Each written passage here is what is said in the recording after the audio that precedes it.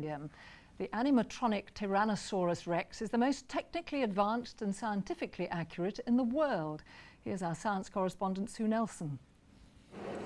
It blinks, it breathes and it roars. What's more, it senses movement, so once within range, the action begins. Tyrannosaurus Rex was one of the last dinosaurs to walk the Earth. Today, 65 million years later, it's been brought to life by using the latest science and technology to produce the next generation of animatronic models. These Deinonychus models were considered state-of-the-art 7 years ago, but since then the Japanese company Kokoro has improved the air-driven pneumatic system which controls movement. What you have is feedback continuously going between the cylinders, which cause the movement, and the computer controls, which is a microprocessor sort of telling the air what to do, if you will. The result is something that's much more precise and natural looking, and also much quicker. Only about 12 full skeletons of T-Rex exist. At 4 meters high, the robotic replica is 3/4 life-size.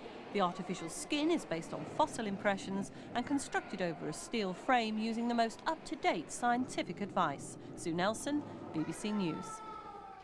During the Second World War, it was the site for one of Germany's most secret weapons, the Supergun. Now the underground complex in northern France has been opened up to visitors.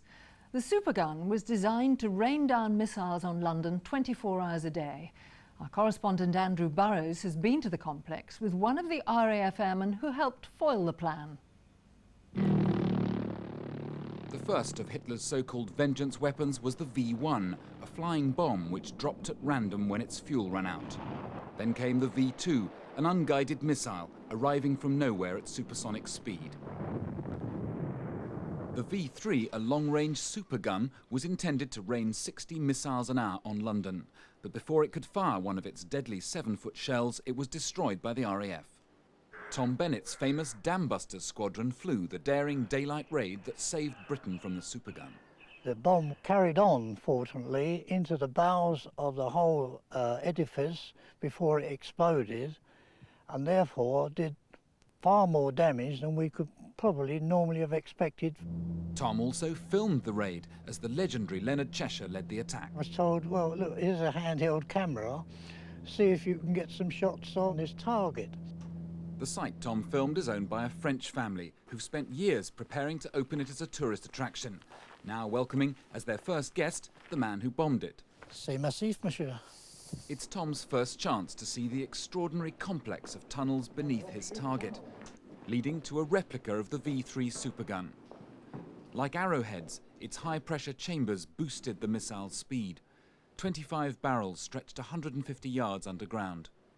93 miles away, London would have received a missile a minute. Today, the nearby V2 rocket site is the La Coupole Museum, a major attraction, but for Bomber Command veterans, a horrific reminder. Obviously, we were very concerned that we could do our best to knock them out of existence.